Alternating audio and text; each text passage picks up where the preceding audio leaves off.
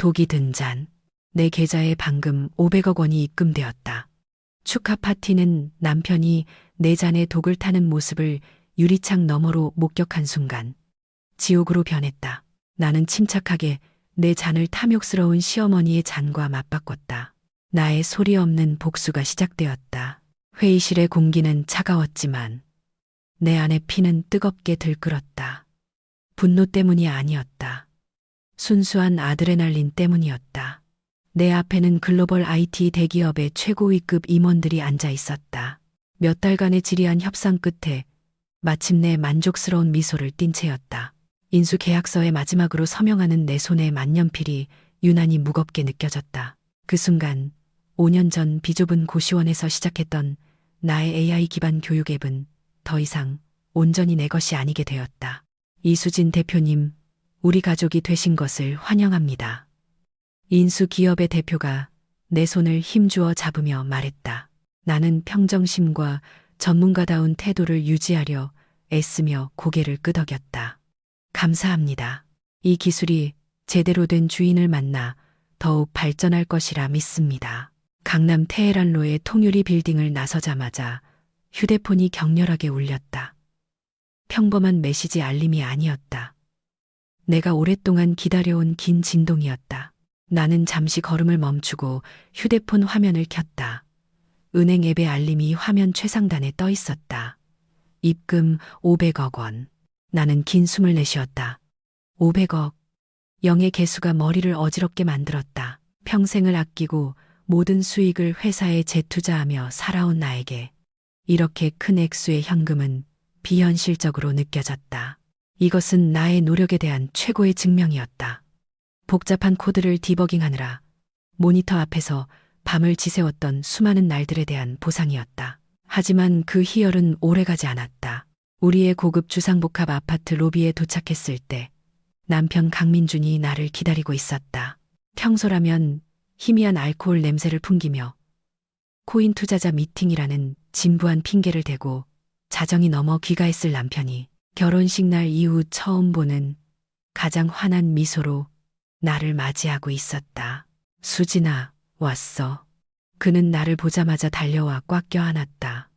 최근 1년간은 좀처럼 하지 않던 행동이었다. 그의 비싼 향수 냄새가 코를 찔렀지만 그 아래 희미하게 감춰진 불안의 냄새를 가리지는 못했다.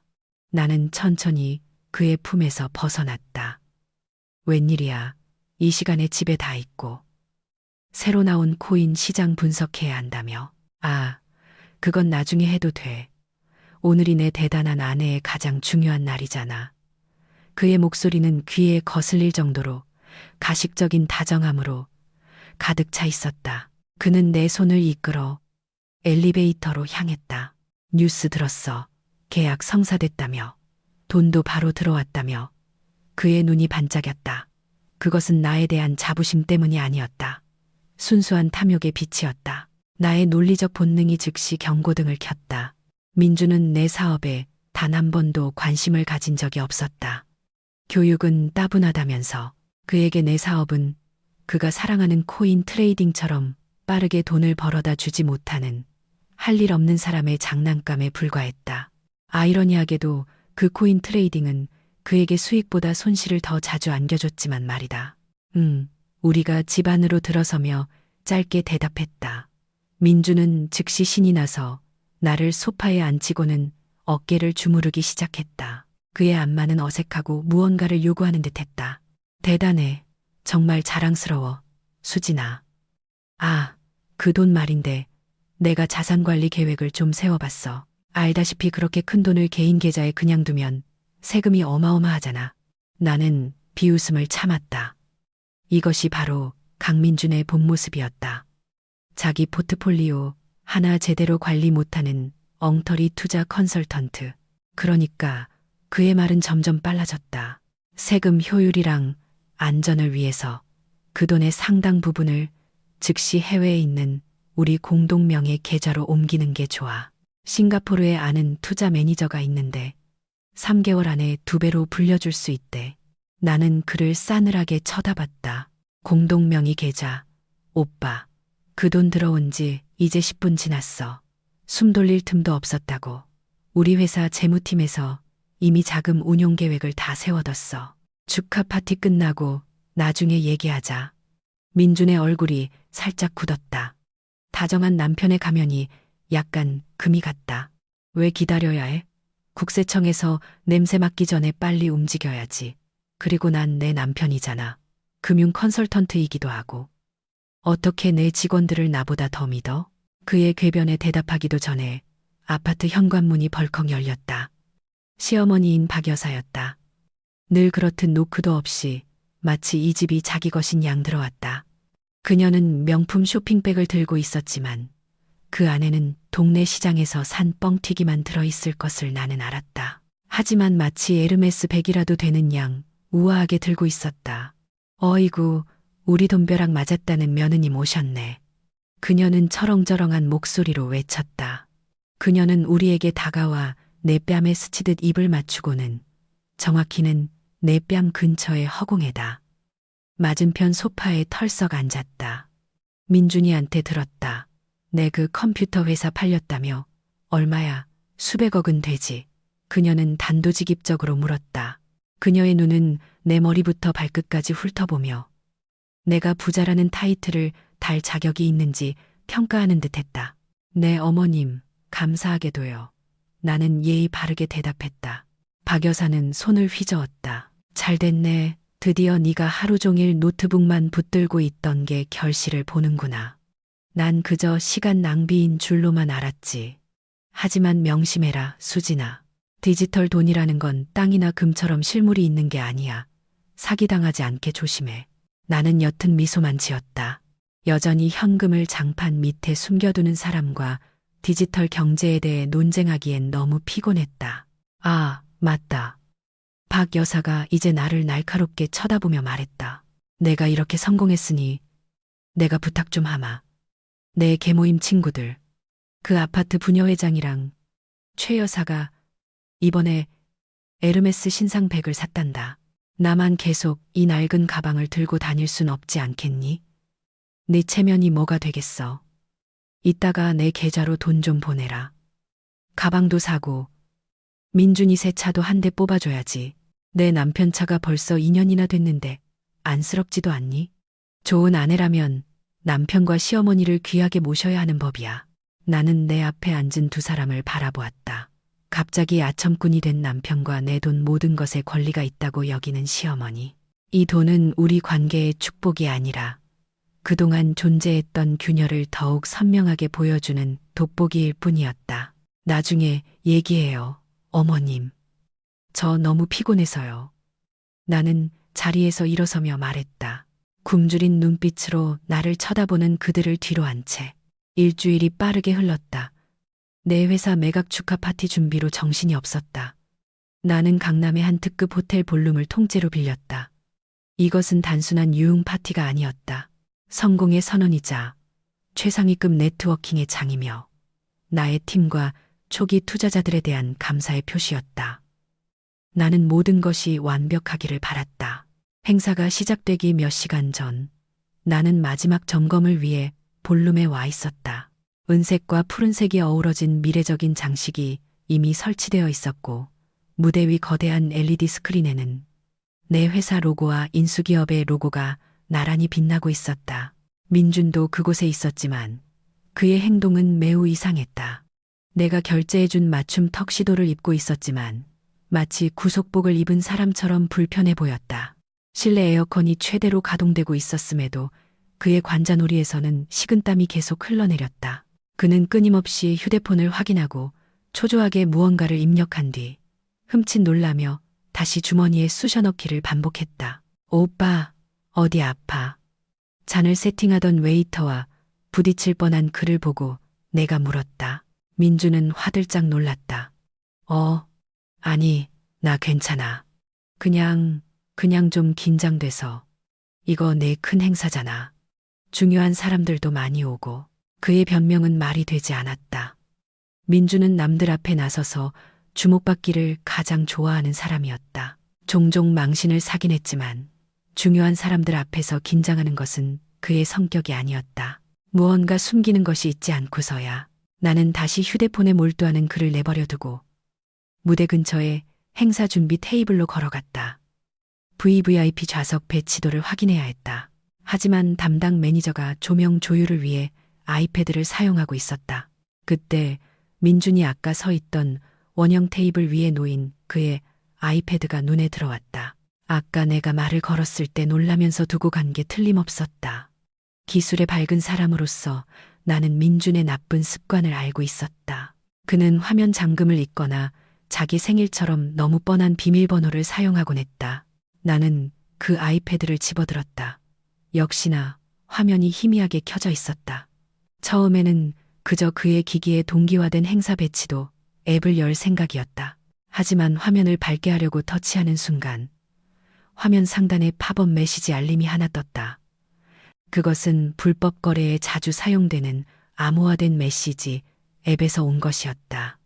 나는 메시지 미리 보기를 읽는 순간 심장이 솟는 것 같았다. 발신, 명동 사채업자. 메시지, 시간 다 됐다. 강민준.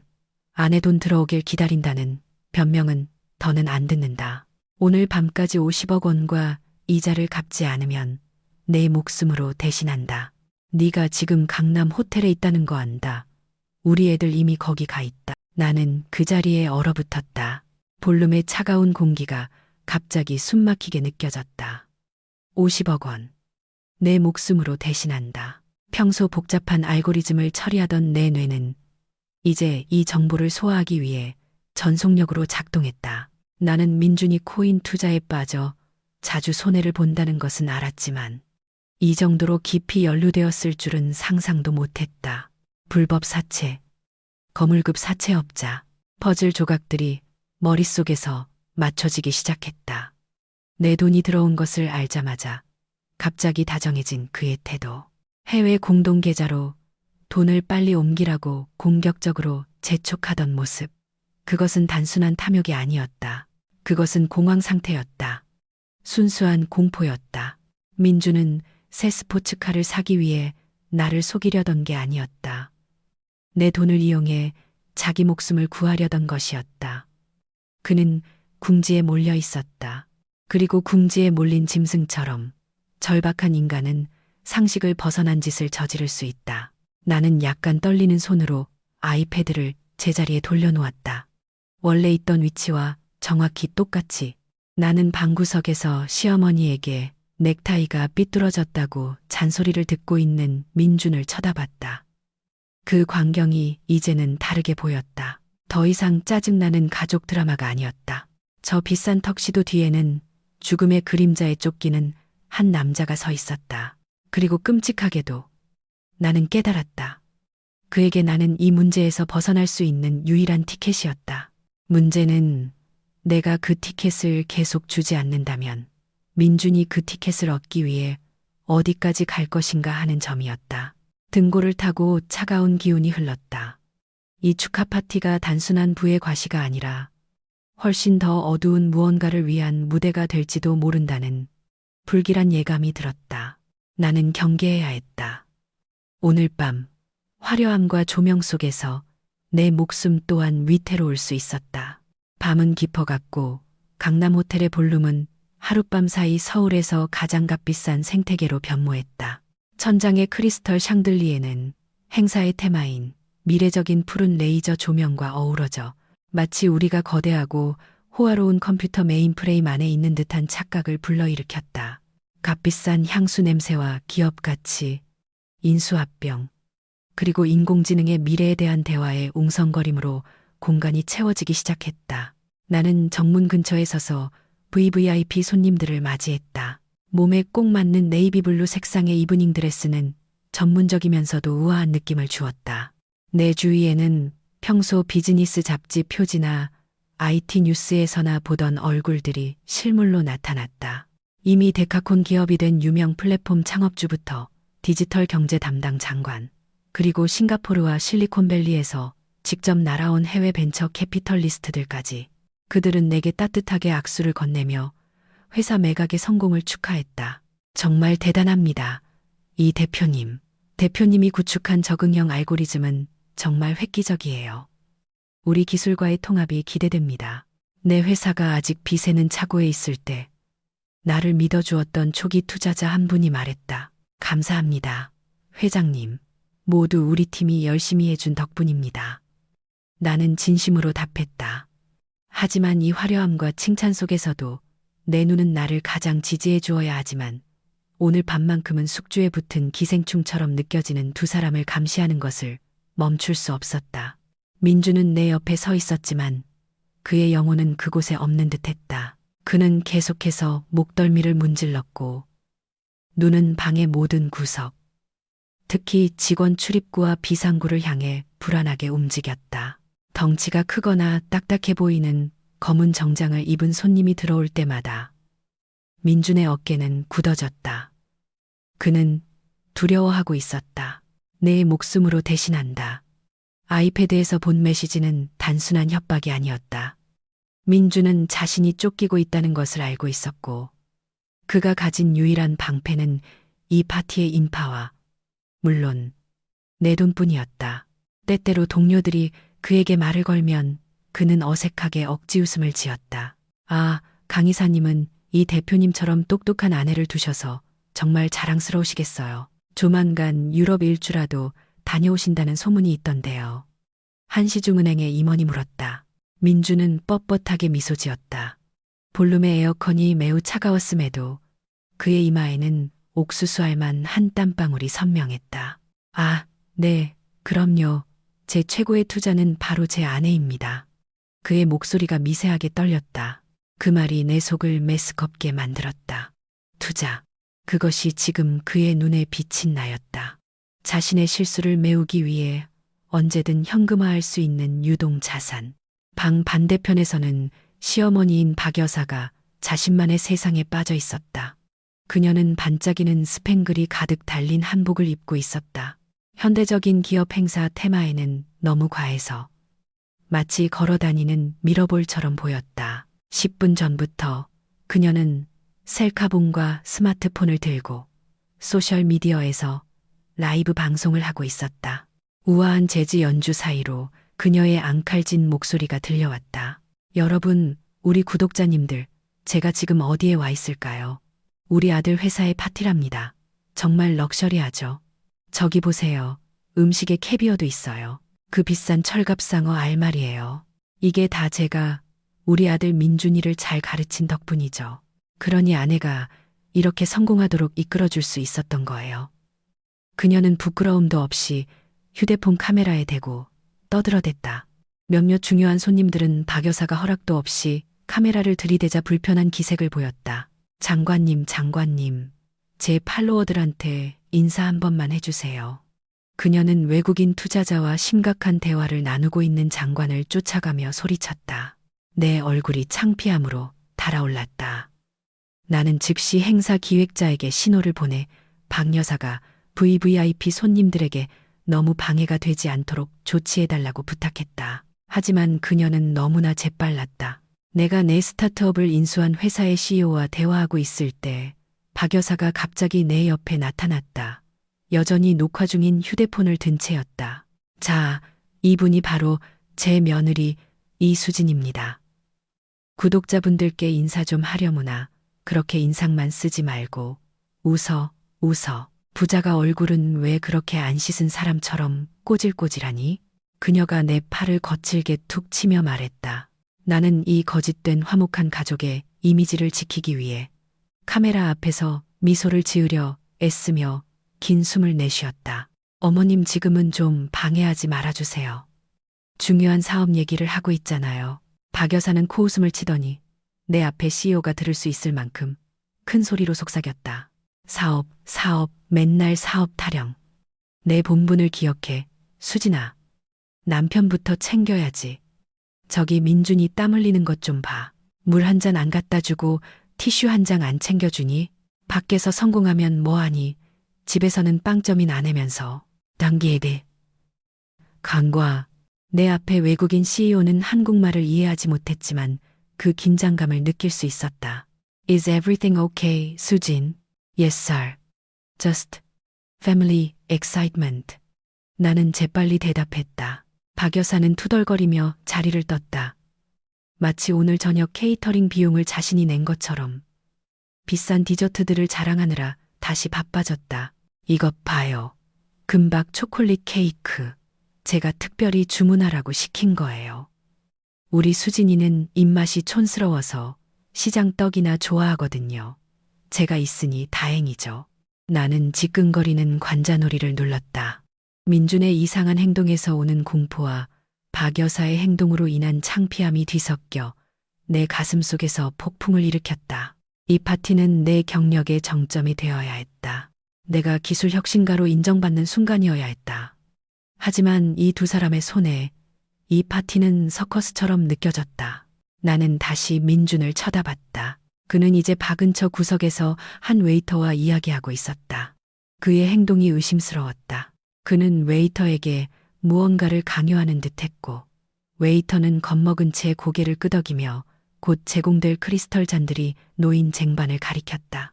그는 무슨 꿍꿍이인 걸까? 내 불길한 예감은 점점 더 강해졌다. 심장 박동이 빨라지기 시작했다.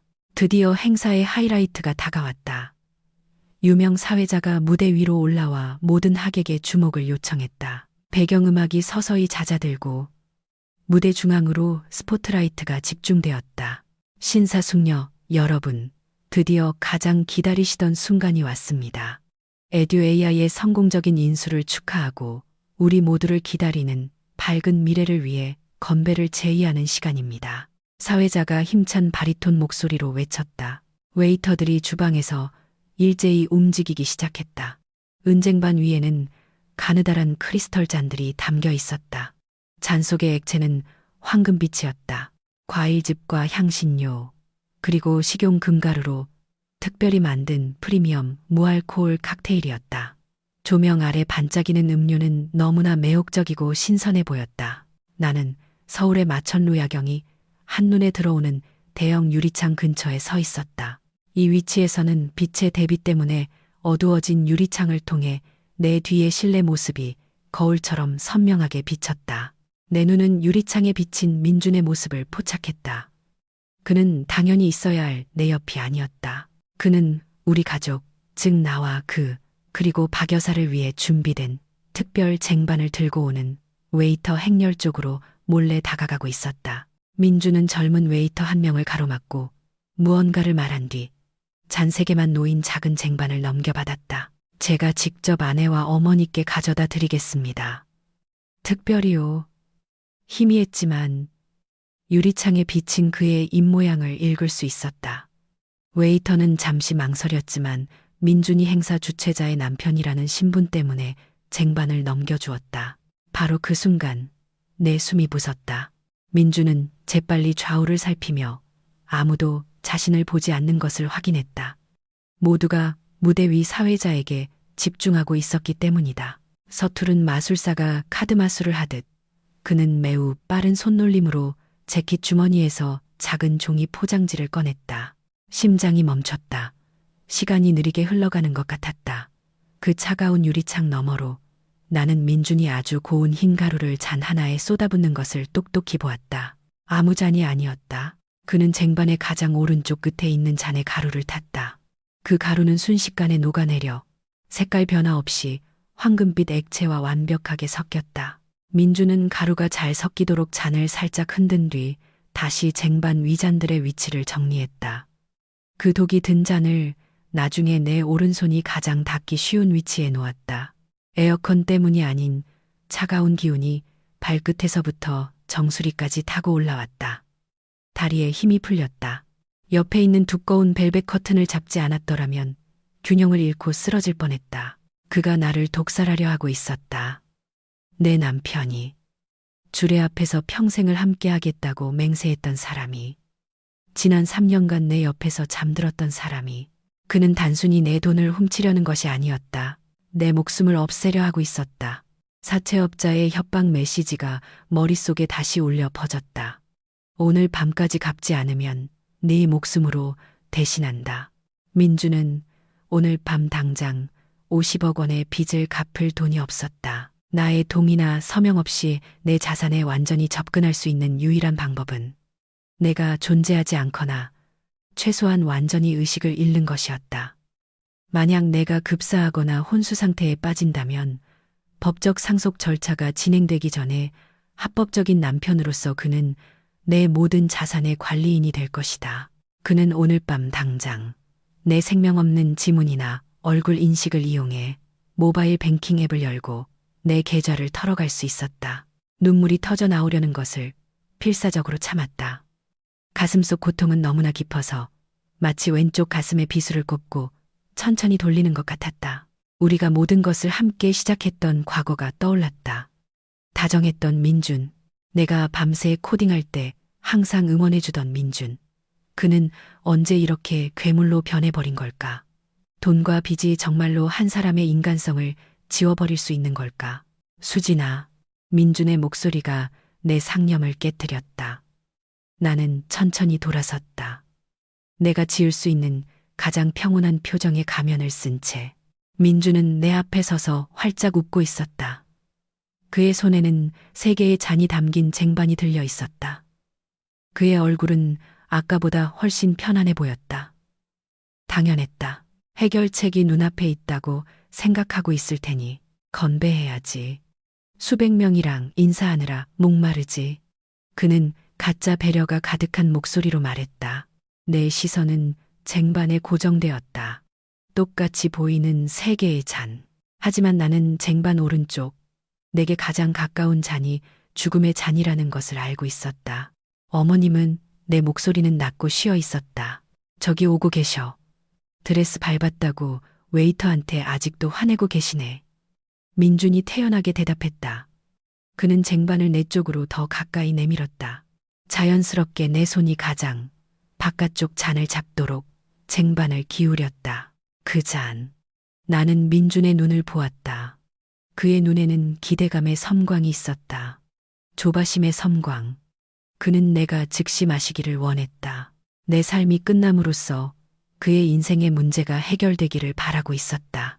내 양심은 비명을 지르고 울부짖고 포효했다.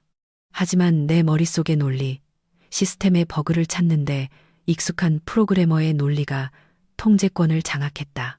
지금 이 순간, 감정은 쓸모없는 변수일 뿐이다. 이것은 생존 상황이다. 민주는 내 인생 코드의 치명적인 버그다. 그리고 오늘 밤, 나는 그를 영구적으로 디버깅하는 것 외에 선택의 여지가 없었다. 고마워, 오빠. 나는 나지막이 말했다. 내 손이 뻗어나갔다. 하지만 잔을 잡는 대신 나는 그의 재킷 소매를 만졌다. 마치 그의 셔츠깃을 정리해주는 척하면서 오빠, 넥타이 좀 삐뚤어졌어. 사진 찍으면 안 예쁘게 나오겠다. 민주는 흠칫 놀랐다. 그는 반사적으로 쟁반을 살짝 내리며 자신의 넥타이를 확인했다. 그래? 바로 그 순간. 그의 집중력이 넥타이로 쏠린 그 찰나. 내 뇌는 번개처럼 계획을 세웠다. 잔인하지만 공정한 계획. 내 손을 직접 더럽히지 않고도 판을 뒤집을 수 있는 계획. 나는 그 독을 마시지 않을 것이다.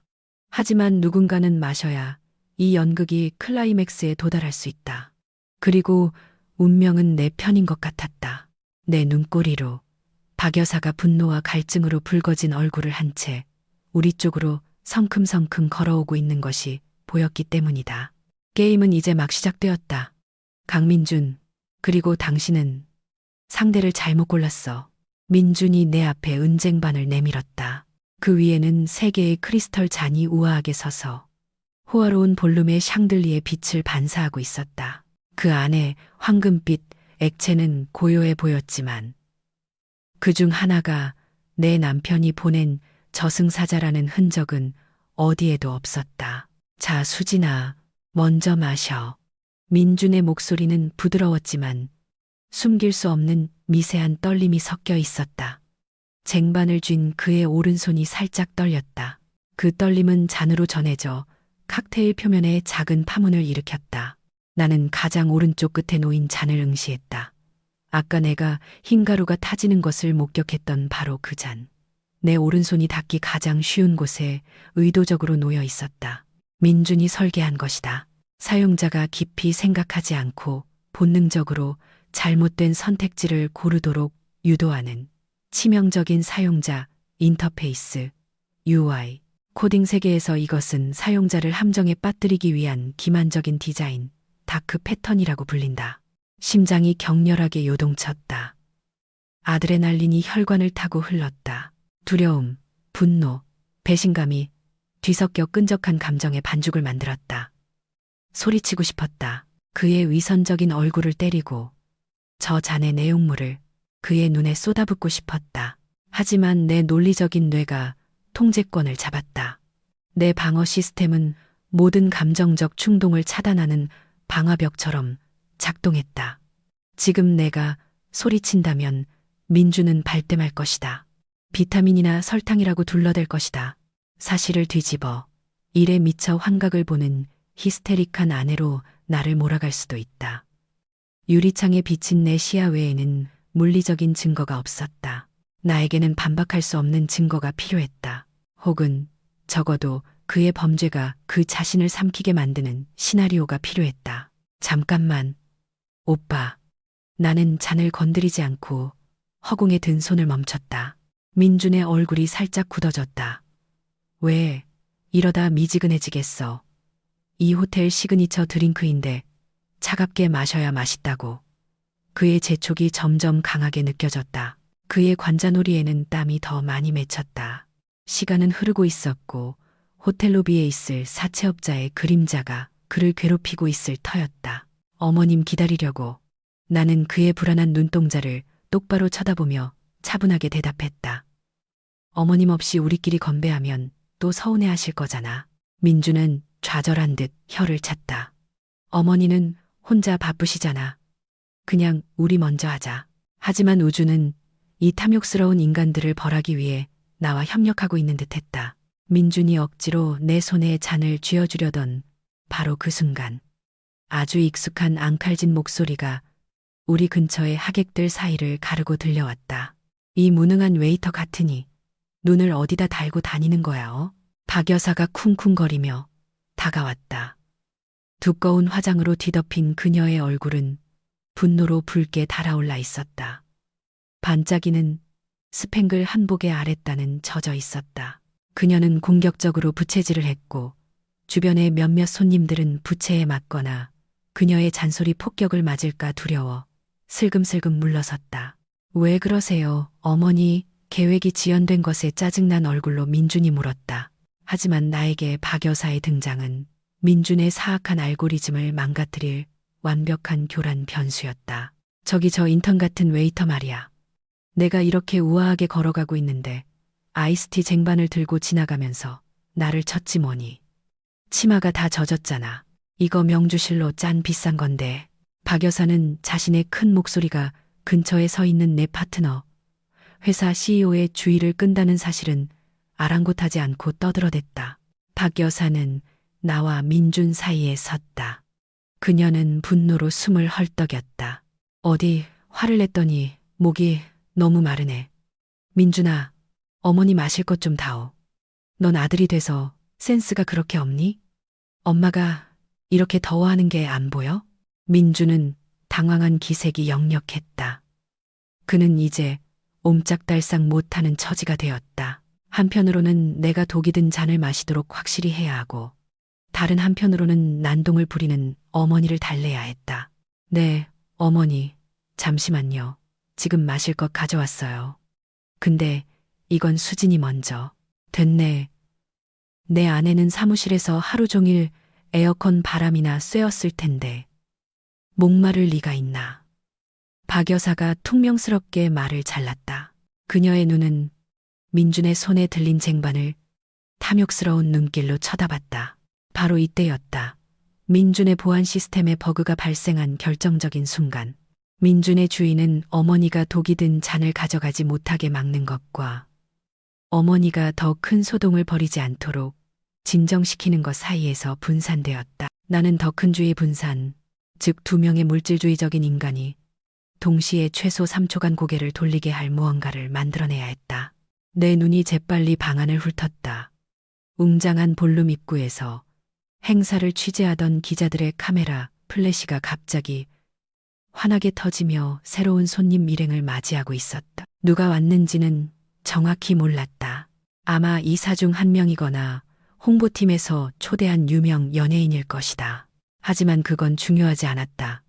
중요한 것은 내가 그들에게 심어줄 수 있는 화려함의 환상이었다.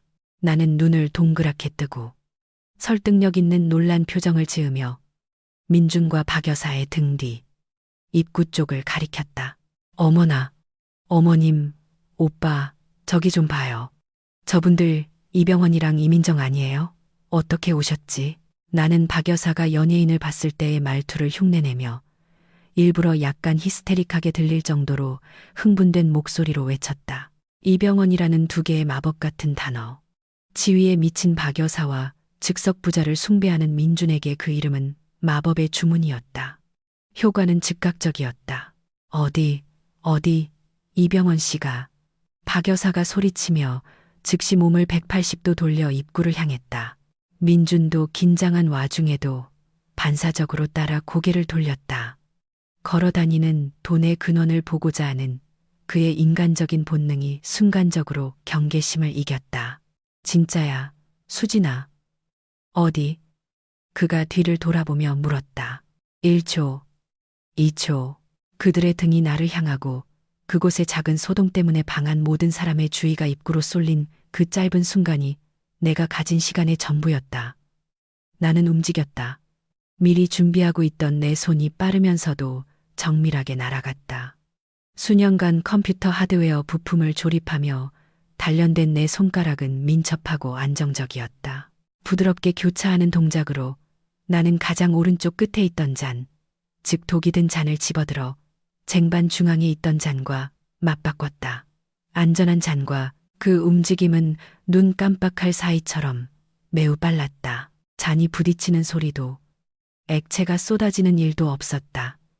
순식간에 잔의 위치는 바뀌었다. 죽음의 가루가 든 잔은 이제 중앙에 놓였다. 심리적으로 중립적이거나 두 번째 사람이 집어들기 쉬운 위치. 반면 안전한 잔은 이제 오른쪽 끝, 민준이 나를 위해 준비했던 바로 그 자리에 놓였다. 심장이 갈비뼈를 뚫고 튀어나올 것처럼 미친 듯이 뛰었다. 마치 마지막 1초를 남기고 정확한 선을 잘라 시한폭탄을 해체한 기분이었다. 어디 있다는 거야, 수진아. 없잖아. 박 여사가 여전히 까치발을 들고 입구를 보려 애쓰며 투덜거렸다. 네가 잘못 봤나 보네. 에이. 민준이 다시 몸을 돌려 나를 마주하며 덧붙였다. 그의 얼굴은 다시 긴장감으로 가득 찼다. 그의 시선은 즉시 손에 든 쟁반으로 향했다. 나는 이미 아무 일도 없었다는 듯 팔짱을 낀 채 순진한 얼굴로 원래 자리에 차분히 서 있었다. 심장은 여전히 마라톤을 뛰고 있었지만 호흡은 규칙적이었다. 아, 죄송해요. 오빠, 어머님. 알고 보니 우리 회사 상임 고문님이셨네요. 어제 인스타그램에서 이병헌 씨가 입었던 거랑 너무 비슷한 재킷을 입으셔서. 나는 미안한 미소를 지으며 둘러댔다. 박 여사는 실망한 듯 코웃음을 쳤다. 제 눈은 삐어가지고 사람 괜히 설레게 하더니만. 비켜, 목마르다. 민주는 아무것도 눈치채지 못했다. 그의 눈은 쟁반 위의 잔 배열을 확인했다. 시각적으로는 변한 것이 없었다. 똑같이 생긴 세 개의 잔, 같은 높이의 내용물, 같은 황금빛. 그는 치명적인 변수가 주소를 옮겼다는 사실을 몰랐다. 그는 오른쪽 끝의 잔이 여전히 아까 자신이 독을 탔던 그 잔이라고 확신하고 있었다. 그 헛된 확신이 그의 파멸이 될 것이었다. 자, 이제 마시자. 사회자가 건배제에 시작했어. 민준이 재촉했다. 그는 다시 쟁반을 내밀었다. 이번에는 더 공격적으로 쟁반의 오른쪽을 내 쪽으로 가까이 댔다. 마셔, 수진아, 빨리. 그가 압박하듯 속삭였다. 나는 떨리지 않으려 애쓰는 손으로 천천히 고개를 끄덕였다. 두려움 때문이 아니라 터져나오는 감정을 억누르기 위해서였다. 나는 오른쪽 끝에 놓인 잔, 이제는 안전한 잔으로 손을 뻗었다. 고마워, 오빠. 나는 부드럽게 말했다. 민준의 얼굴에 미소가 번졌다. 승리의 미소. 그는 내가 자신이 준비한 미끼를 무는 것을 보았다. 그의 머릿속에서는 아마 몇 분 안에 경련을 일으키는 내 모습을 상상하고 있을 것이다. 그러면 그는 히스테릭한 남편 역할을 연기할 것이다. 그리고 내일 아침 그는 내 자산을 현금화해서 사채업자에게 돈을 갚을 것이다. 깔끔한 계획이라고 그는 생각했다. 하지만 그는 한 가지를 잊었다. 모든 프로그램 코드에서 단 한 줄의 문법 오류는 전체 시스템을 붕괴시킬 수 있다는 것을. 그리고 오늘 밤 민준의 문법 오류는 그가 그저 책벌레라고 무시했던 자신의 아내를 과소평가한 것이었다. 나는 그 잔을 굳게 쥐었다. 크리스털 표면의 차가움이 손바닥으로 전해져 와 가슴속에서 타오르는 분노의 열기와 대조를 이루었다. 나는 내가 잔을 집어간 뒤 홀로 남은 쟁반 중앙에 잔을 힐끗 보았다. 그 잔에는 업보가 담겨 있었고 그 업보는 지금 새로운 주인을 찾고 있었다. 메인 스포트라이트가 방 전체를 휩쓸며 가장자리의 조명을 어둡게 하고 무대의 시선을 집중시켰다. 웅장한 오케스트라, 음악이 울려 퍼지며 축하의 절정을 알렸다. 웨이터들은 뒤로 물러나 하객들이 잔을 들 공간을 만들어 주었다. 내 주위에는 수백 명의 주요 인사들, 투자자, 고위 공직자, 비즈니스 동료들이 크리스털 잔을 높이 들기 시작했다. 조명이 황금빛 액체를 통과하며 아름답게 반사되어 매혹적인 인공별의 바다를 만들어냈다. 하지만 나에게 이 광경은 탐욕의 재단의 순수함과 신뢰가 희생되는 고대의 재물의식처럼 느껴졌다. 민주는 여전히 한 손으로 쟁반을 들고 있었고 다른 손으로는 쟁반의 가장 왼쪽에 남아있던 마지막 잔을 집었다. 그 자신의 것 안전한 잔이었다. 이제 쟁반 위에는 단 하나의 잔이 남아있었다. 중앙에 있던 잔. 내가 바꿔치기 한 잔. 내 남편이 만든 치명적인 독이 든 잔. 여전히 퉁명스러운 얼굴로 우리 옆에 서 있던 박 여사가 그 잔을 쳐다봤다. 아까 화를 내며 자신의 잔을 어딘가 테이블에 거칠게 내려놓았기 때문에 그녀는 빈손이었다. 나는 안 주니 늙은 부모한테 그렇게 야박하게 굴 거냐. 박 여사가 퉁명스러운 목소리로 항의했다. 권유를 기다리지도 않고 가짜 금반지로 가득한 그녀의 주름진 손이 민준의 쟁반에서 마지막 잔을 낚아챘다. 그 장면을 목격하는 순간 내 심장이 잠시 멈췄다. 바로 저것이었다. 되돌릴 수 없는 순간 박 여사는 죽음의 잔을 단단히 쥐었다. 민준은 어머니 쪽은 전혀 쳐다보지도 않았다. 그의 눈은 나에게 고정되어 있었다. 그의 시선은 날카롭고 강렬하며 재촉하고 있었다. 그는 마치 먹잇감이 미끼를 삼키기를 기다리는 포식자 같았다. 그의 모든 집중력은 내가 내 잔의 내용물을 마시는지 확인하는 데 쏠려 있었다. 나를 죽이려는 집착에 눈이 멀어 그는 자기 어머니의 안전은 안중에도 없었다. 그 아이러니는 너무나 짙어서 내 혀끝에 쓴맛이 느껴질 정도였다. 건배합시다. 사회자의 목소리가 스피커를 통해 울려 퍼졌다. 미래의 성공과 끝없는 혁신을 위하여 건배, 건배. 수백 개의 목소리가 웅장하게 울려 퍼졌다. 민주는 내 쪽으로 잔을 살짝 들어 올리며 빨리 마시라는 눈짓을 보냈다. 자, 수진아, 우리의 미래를 위하여. 그의 속삭임은 저주처럼 들렸다. 우리의 미래. 내가 땅속에 묻히고 그가 내 보험금과 회사 매각 대금으로 흥청망청 살아갈 미래. 나는 잔을 들어 그의 시선에 화답했다. 망설이는 모습을 보여서는 안 되었다. 망설이면 그가 의심할 것이다. 나는 마지막 순간까지 순종적이고 순진한 아내 역할을 해내야 했다. 내 옆에서 목이 말랐던 박 여사는 신호를 기다리지 않았다. 그녀는 즉시 잔을 입에 가져다 댔다. 나는 그녀가 탐욕스럽게 그 액체를 들이켤 때 목젖이 위아래로 움직이는 것을 보았다. 한 모금, 두 모금, 세 모금. 그녀는 마치 사막에서 막 빠져나온 사람처럼 마셨고 한 번의 잔의 거의 절반을 비웠다. 그동안 내 결혼 생활의 행복을 갉아먹었던 그녀의 탐욕이 이제는 문자 그대로 그녀가 기꺼이 삼킨 독이 되었다. 한편 나는 차가운 잔을 내 입술에 댔다. 나는 잔을 천천히 기울였다. 달콤한 액체가 입술 피부에 닿았다. 하지만 나는 이를 꽉 다물었다. 혀로 입천장을 눌러 닫힌 밸브를 만들었다. 단 한 방울의 액체도 목구멍을 넘어가게 놔두지 않았다. 이 잔이 안전하다는 것을 알았지만 내 경계심은 최고 수준이었다. 오늘 밤 나는 아주 작은 위험도 감수하지 않을 것이다. 민주는 내 목의 움직임을 뚫어지게 쳐다봤다.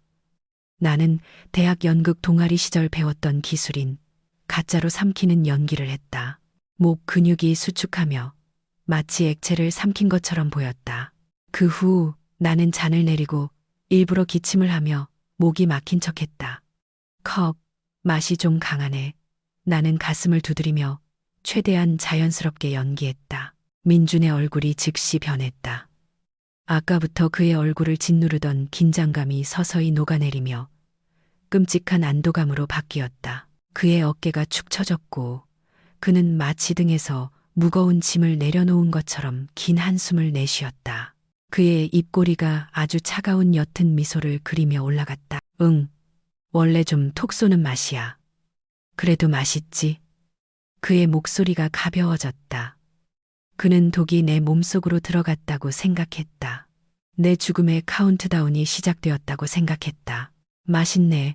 아주 시원해. 잔을 반쯤 비운 박 여사가 끼어들었다.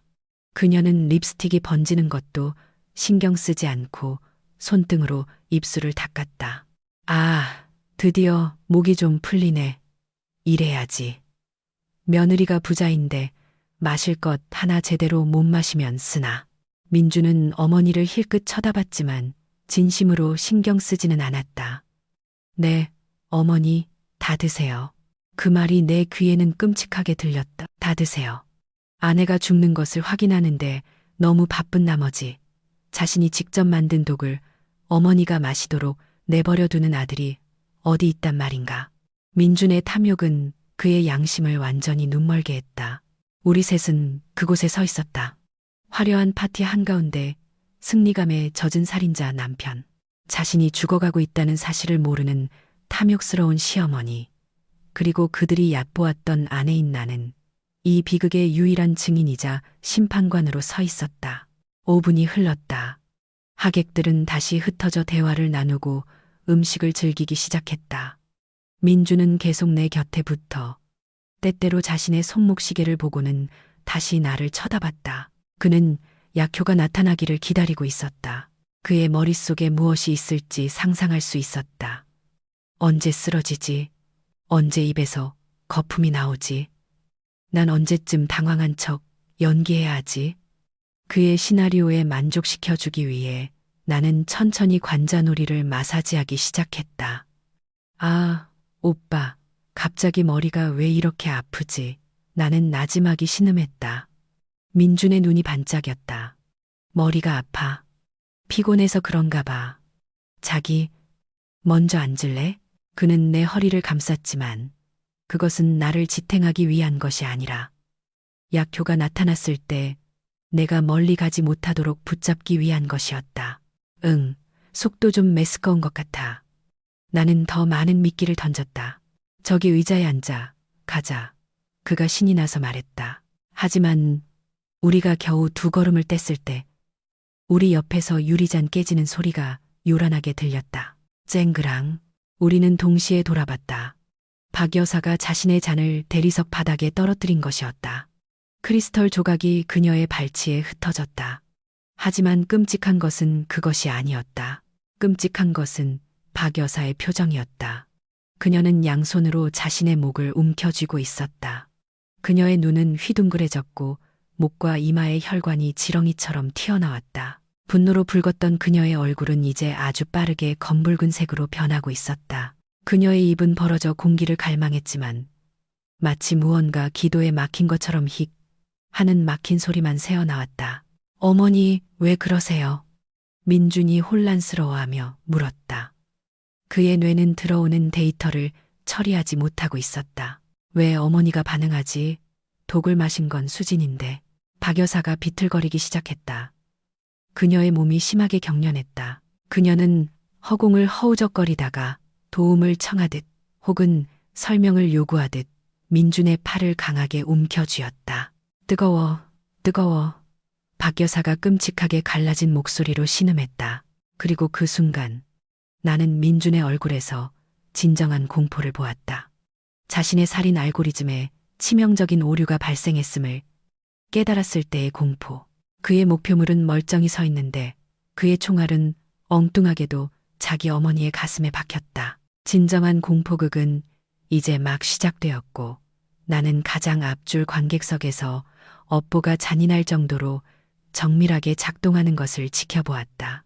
프로그래밍의 세계에서 15분은 간단한 코드를 컴파일하기에는 아주 짧은 시간이거나 치명적인 시스템의 디버깅 결과를 기다릴 때는 영원처럼 느껴지는 시간일 수 있다. 하지만 오늘 밤 강남 한복판의 5성급 호텔 볼룸의 화려함 속에서 15분은 피할 수 없는 파멸로 향하는 카운트다운이었다.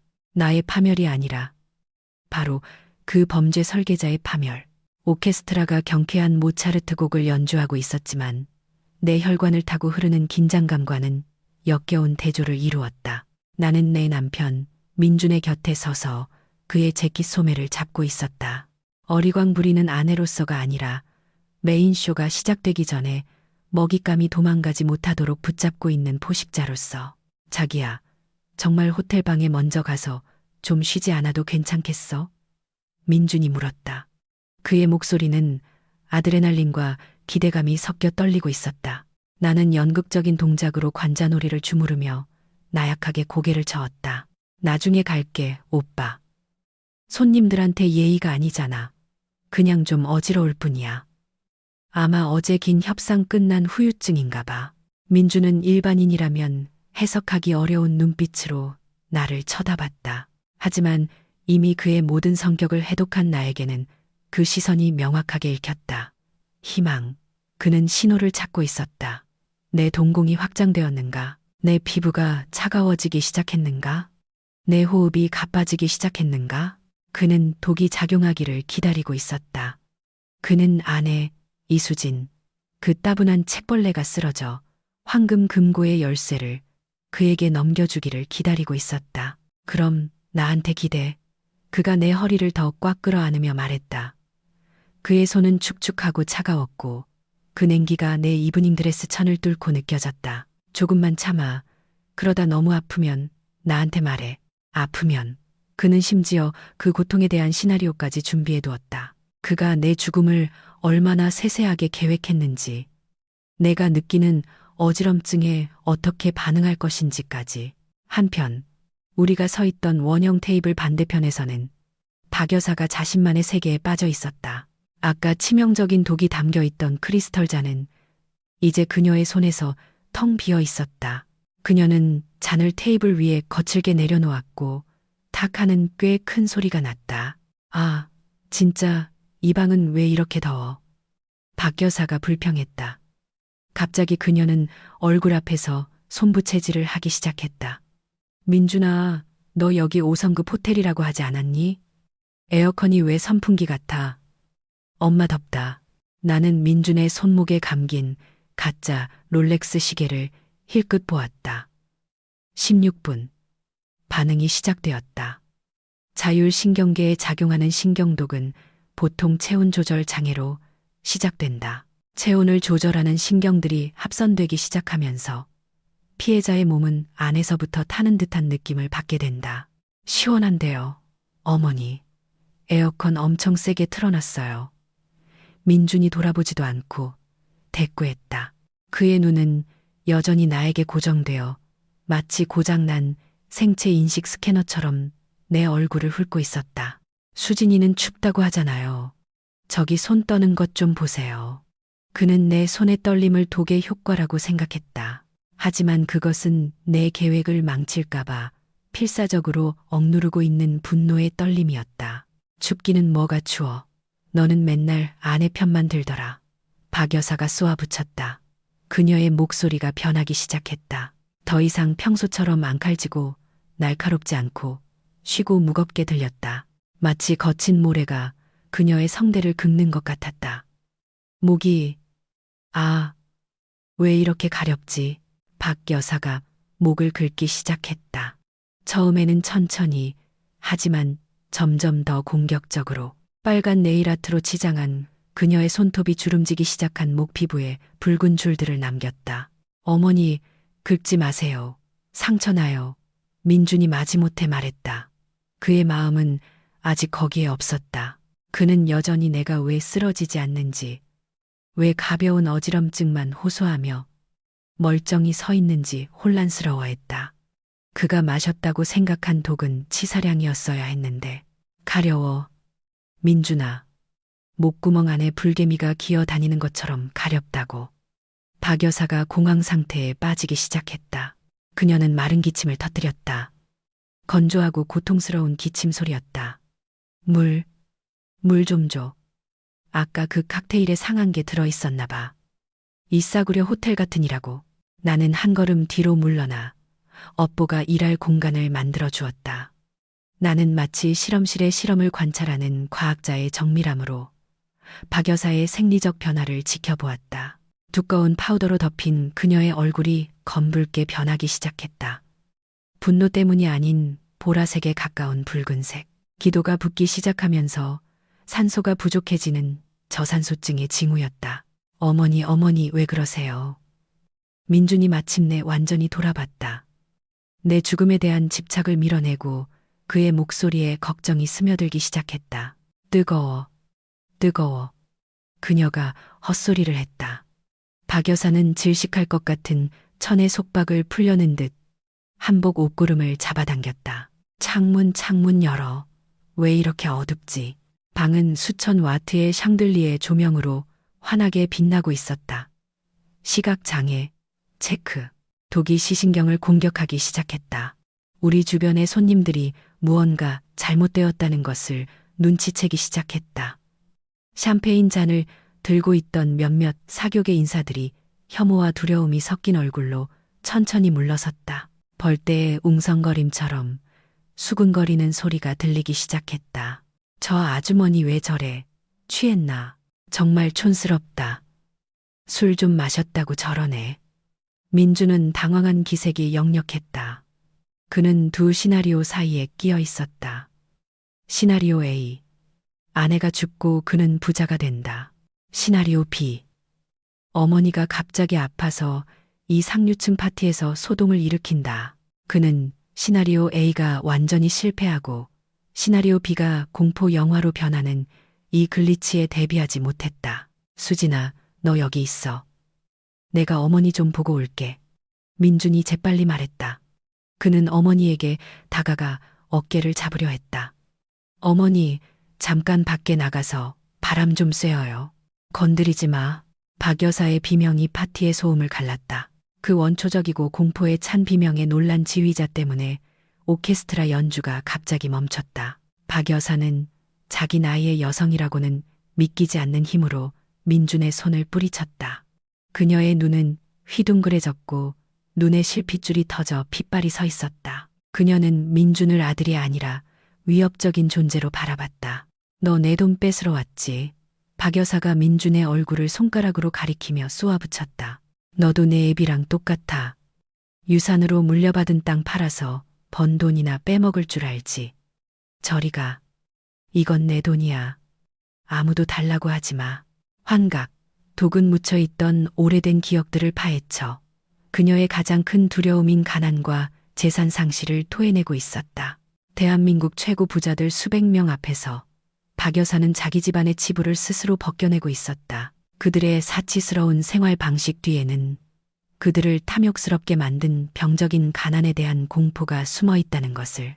어머니, 무슨 말씀이세요? 저 민준이에요. 어머니 아들이요. 민준이 다시 다가가려 했다. 그의 얼굴은 창백했다. 그는 모든 시선이 자신에게 쏠려 있다는 것을 깨달았다. 그가 젊은 사업가로서 쌓아온 명성이 초단위로 무너져 내리고 있었다. 박 여사는 듣지 않았다. 그녀는 돌아서서 달렸다. 그녀의 걸음은 비틀거렸고 카나페가 담긴 쟁반을 든 웨이터와 부딪혔다. 쟁반이 공중으로 날아올라 비싼 작은 음식들이 대리석 바닥에 비처럼 쏟아졌다. 박 여사는 신경 쓰지 않았다. 그녀는 마치 그곳에 구원이 있기라도 한 듯, 혹은 그곳에 스포트라이트가 희미해져가는 그녀의 의식을 부르기라도 한 듯, 계속해서 주 무대를 향해 달렸다. 어머니, 멈추세요. 민준이 그녀를 쫓아가며 외쳤다. 나는 그 자리에 꼼짝 않고 서 있었다. 눈도 깜빡이지 않았다. 나는 박 여사가 기어서 무대 계단을 오르는 것을 보았다. 그녀의 비싼 한복이 계단 끝에 걸려 크게 찢어졌고 부어오른 다리가 드러났다. 그 광경은 비참하면서도 끔찍했다. 무대 위에서 박 여사는 마이크 스탠드 앞에서 비틀거리며 섰다. 그녀는 마치 폭풍우 속의 유일한 지지대인 양 그 쇠기둥을 움켜쥐었다. 그녀의 거친 숨소리가 아직 켜져 있는 스피커를 통해 크게 들렸다. 흡기성 천명음. 기도가 급격히 좁아지고 있었다. 너희들 전부 악마야. 그녀가 관객을 향해 궁거렸다. 붓고 보라색이 된 그녀의 얼굴이 스포트라이트를 받아 마치 오페라 무대 위의 괴물처럼 보였다. 너희들, 내 아들 돈을 훔치러 왔지? 수진이 돈은 내 돈이야. 죽음의 문턱에서조차 그녀의 탐욕은 그녀의 뇌에서 유일하게 작동하는 것이었다. 그녀는 내 돈을 자신의 것이라고 주장했다. 갑자기 박 여사가 고통스러운 비명을 지르기 시작했다. 그녀는 한복 저고리 앞부분을 찢었다. 단추들이 사방으로 흩어졌다. 그녀는 자신의 가슴을 핥히어 늙어가는 피부에 피 맺힌 상처를 남겼다. 그 타는 듯한 고통은 이미 참을 수 없는 지경에 이른 것이 틀림없었다. 마치 불이 내장을 태우는 것처럼. 뜨거워. 제발. 내 피부가 불타고 있어. 그 비명은 너무나 처절해서 몇몇 여성 하객들은 귀를 막았다. 우아했던 파티 분위기는 순식간에 악몽으로 변했다. 민준이 무대 위로 올라왔다. 그는 어머니가 자해하는 것을 막기 위해 뒤에서 끌어안으려 했다. 하지만 박 여사의 몸은 심하게 경련했다. 근육이 불수의적으로 수축했다. 그리고 바로 그때 민준이 그것을 보았다. 경련하는 어머니의 몸을 끌어안았을 때 그의 시선은 두려움에 찬 군중 사이에 무대 아래 멀리 서 있는 나와 마주쳤다. 나는 천천히 손을 들어 아까부터 등 뒤에 숨기고 있던 빈 샴페인 잔을 들었다. 독이 든 잔이 아니라 웨이터 테이블에서 가져온 다른 잔이었다. 나는 그를 향해 작게 건배하는 실험을 했다. 내 얼굴은 차갑고 평평하며 아무런 표정이 없었다. 민준에게 시간은 멈춘 것 같았다. 나는 깨달음의 순간이 그를 맹렬히 달려오는 기차처럼 덮치는 것을 볼 수 있었다. 그는 입에 거품을 물고 얼굴이 보라색으로 변해 경련하며 뜨겁다고 환각을 보는 어머니를 보았다. 그리고 그는 멀쩡하고 침착하며 의식이 또렷한 중독의 기미가 전혀 없는 나를 보았다. 그의 느린 뇌가 마침내 점들을 연결했다. 저 증상, 저건 내가 산 독의 증상인데 왜 어머니가 저러지? 왜 수진이가 아니라 설마 잔이 바뀌었나? 가지로, 앞배나 어니로 되니야. 민준의 눈이 한개까지 커졌다. 진정한 공포는 어머니가 죽어가는 것을 보는 것이 아니라 자기가 그녀를 죽였다는 사실을 깨닫는 것이었다. 자기가 그 가루를 탔고 자기가 그 쟁반을 내밀었고 그리고 아내를 감시하는데 너무 바쁜 나머지 어머니가 잘못된 잔을 가져가는 것을 그냥 내버려둔 사람이 바로 자기 자신이라는 것을. 컥. 박 여사가 민준의 재킷에 피 섞인 액체를 토해냈다. 그녀의 몸은 활처럼 뻣뻣하게 굳었다가 쿵 하는 둔탁한 소리와 함께 무대 바닥으로 쓰러졌다. 마이크가 그녀의 머리 옆으로 떨어져 폐에 액체가 차오르는 끔찍한 그르렁거리는 소리를 잡아내 볼륨 전체에 퍼뜨렸다. 시스템 에러, Fatal Exception, Shutting Down Process. 박 여사의 몸은 격렬한 움직임을 멈추고 죽어가는 신경 신호의 잔재인 미세한 떨림으로 바뀌었다. 그 뒤에 찾아온 정적은 아까의 비명보다 더 무서웠다. 500명의 사람들이 숨을 죽였다. 피와 구토물의 비릿한 냄새가 희미하게 퍼져 방을 가득 채웠던 백합과 값비싼 향수 냄새를 망가뜨렸다. 나는 깊은 숨을 들이쉬어 차갑고 금속 맛이 나는 승리의 공기로 폐를 채웠다. 일막은 끝났다. 탐욕스러운 플레이어는 자신의 규칙에 의해 제거되었다. 이제 최종 보스를 상대할 차례였다. 민주는 어머니의 시신 옆에 무릎을 꿇었다. 그의 손은 피와 거품으로 얼룩져 있었다. 그는 멍하니 자신의 손을 내려다보다가 다시 나를 쳐다봤다. 그의 눈에 비친 나는 더 이상 순종적인 아내 이수진이 아니었다. 그의 눈에 나는 그가 만든 지옥을 뒤집어 엎은 악마였다. 하지만 그는 틀렸다. 나는 악마가 아니다. 나는 단지 버그를 수정한 프로그래머일 뿐이다. 그리고 이 디버깅 과정은 아직 끝나지 않았다. 아직 삭제해야 할 파괴적인 코드 한 줄이 남아 있었다. 혼란이 둑이 터진 것처럼 폭발했다. 의사 불러요. 여기 의사 없습니까? 구급차. 빨리 구급차 불러. 가까이 가지 마세요. 공간을 확보해 주세요. 사방에서 공황에 찬 목소리들이 터져나와 불협화음을 이루었다. 웨이터들은 갈팡질팡 뛰어다녔고 검은 정장을 입은 호텔 보안 요원들이 VVIP 하객들을 뚫고 상황을 통제하려 했다. 의료계 배경을 가진 몇몇 손님들, 유명 성형외과 의사와 그의 내과 의사, 아내의 응급처치를 위해 무대 위로 달려갔다. 하지만 민주는 그들이 다가오지 못하게 막았다. 저리 가. 내 어머니 건드리지 마. 민주는 갇힌 야수처럼 포효했다.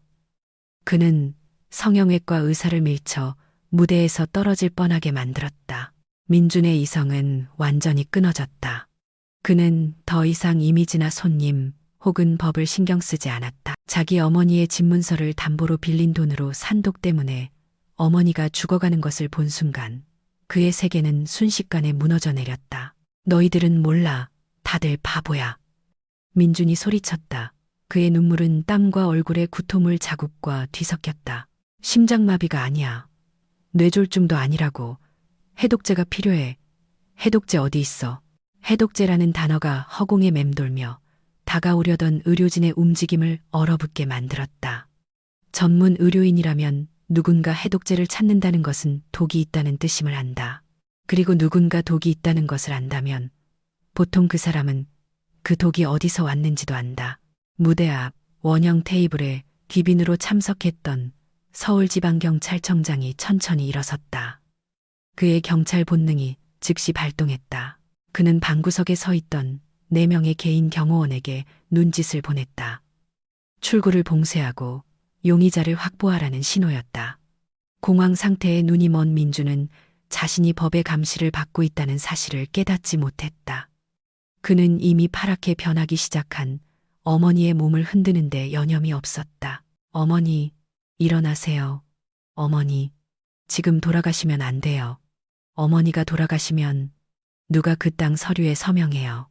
내 빚은 누가 갚아주고요. 일어나세요. 슬픔 속에서도 그의 경제적 동기가 새어나왔다. 민주는 부모를 잃은 자식으로서 어머니를 위해 우는 것이 아니었다. 그는 자신의 자산과 재정적 대비책의 상실을 슬퍼하고 있었다. 정말 비참했다. 내가 결혼했던 이 남자는 결국 인간의 형상을 한 기생충에 불과했다. 갑자기 민준이 어머니를 흔드는 것을 멈췄다.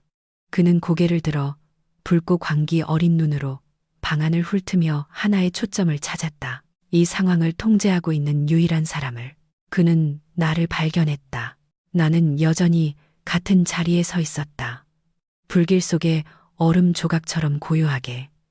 나는 도망치지도 울지도 소리치지도 않았다. 그저 그를 바라볼 뿐이었다. 그동안 내가 항상 사랑과 인내로 주었던 그 시선은 이제 심판의 시선으로 변해 있었다. 나의 평온함을 본 순간 민준의 뇌 속 퓨즈가 완전히 끊어졌다. 그는 바닥에 떨어진 마이크를 집어들고 벌떡 일어나 격렬하게 떨리는 손으로 나를 가리켰다. 너, 그의 목소리가 수천 와트의 오디오 시스템을 통해 폭발하며 귀를 울렸다. 너는 왜 가만히 있어? 왜 네가 안 죽은 거야? 이수진. 방 전체가 경악하며 뒤로 물러섰다. 한국말을 이해하지 못하는 외국인 투자자들조차 그의 목소리에 담긴 증오와 광기를 느낄 수 있었다. 윤리 때문에 내려두었던 기자들의 카메라도 다시 올라왔다. 이것은 더 이상 비즈니스 뉴스가 아니었다. 이것은 선정적인 범죄 뉴스였다. 민주는 마치 뛰어내려 멀리서 내 목을 조를 것처럼 무대 가장자리로 다가왔다. 그걸 마셔야 했던 건 어머니가 아니었어. 그건 내 잔이었어. 내가 내 잔에 탔다고. 웨이터가 너한테 가져가는 걸 내 눈으로 똑똑히 봤어. 그런데 왜 어머니가 마신 거야? 왜 잔을 바꾼 거냐고. 자백이 그렇게 터져 나왔다. 크고 명확하며 반박할 수 없게. 하객들은 입을 떡 벌렸다. 경찰청장은 손짓으로 기다려라는 신호를 보냈다. 용의자가 말하게 둬라. 스스로 무덤을 더 깊이 파게 둬라. 법에서 증인들 앞에서의 자발적인 자백은 순금과도 같았다. 교활한 년, 민준이 히스테릭하게 웃었다. 그 웃음은 울음처럼 들렸다.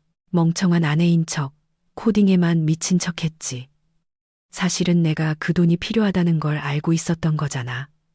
50억 이수진, 그놈들이 날 죽이지 않게 하려면 겨우 50억만 있으면 됐어. 넌 500억이나 있잖아. 남편한테 그 정도 주는 게 뭐가 그렇게 어려워. 난 그냥 네가 잠깐만 죽어주길 바랐을 뿐이야.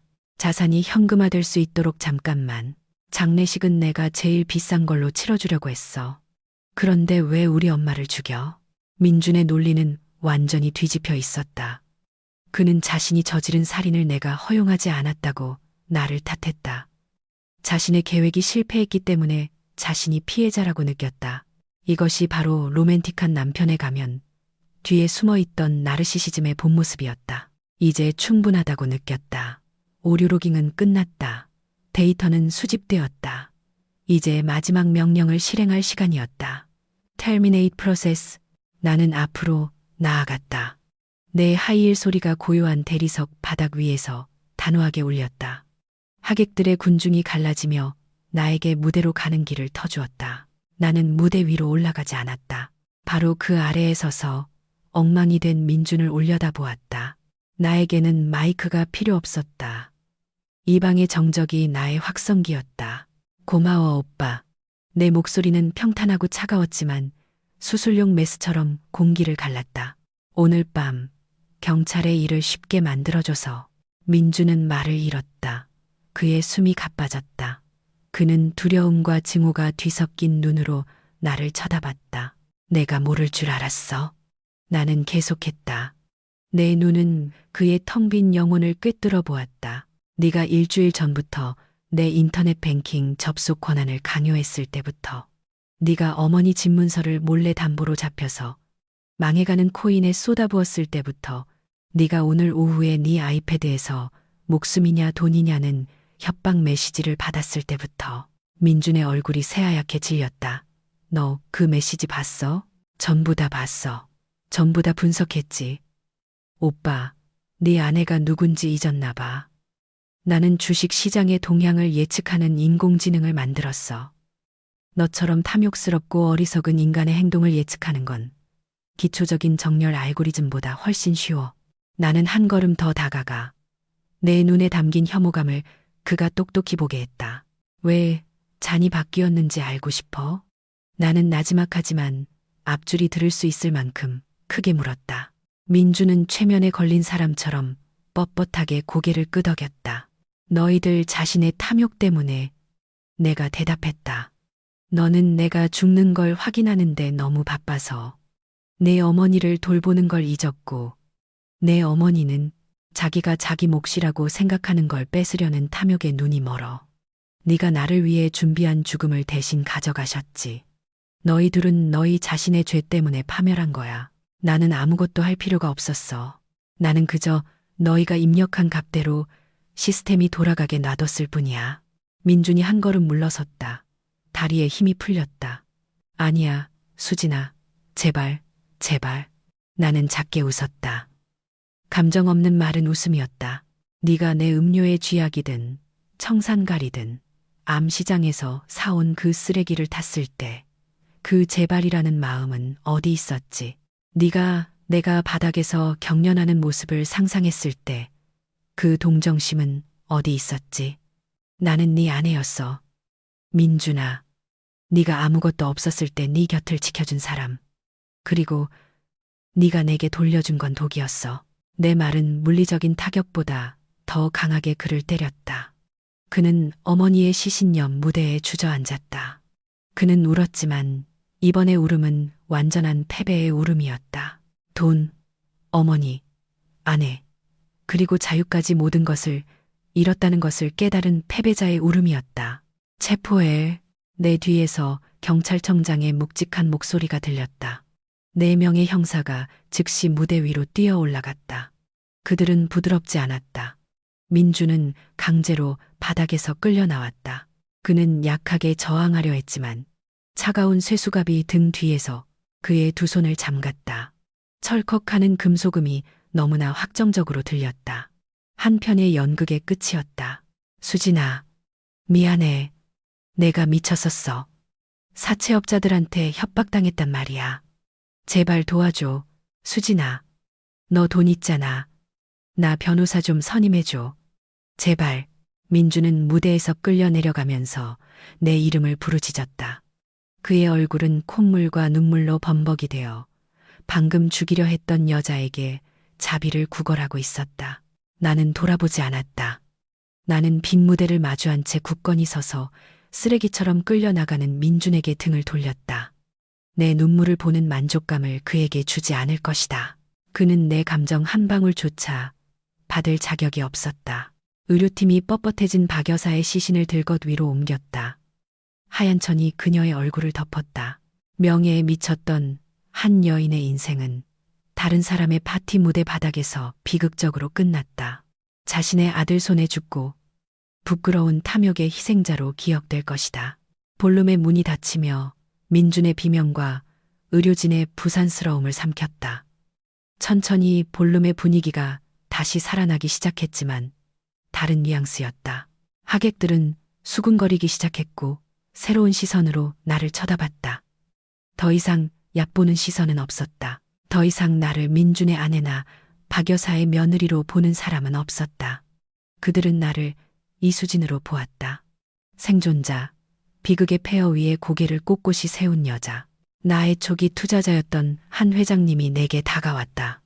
그의 나이든 얼굴에는 염려와 함께 경외감이 가득했다. 그는 막 뚜껑을 딴 새 생수병을 내밀었다.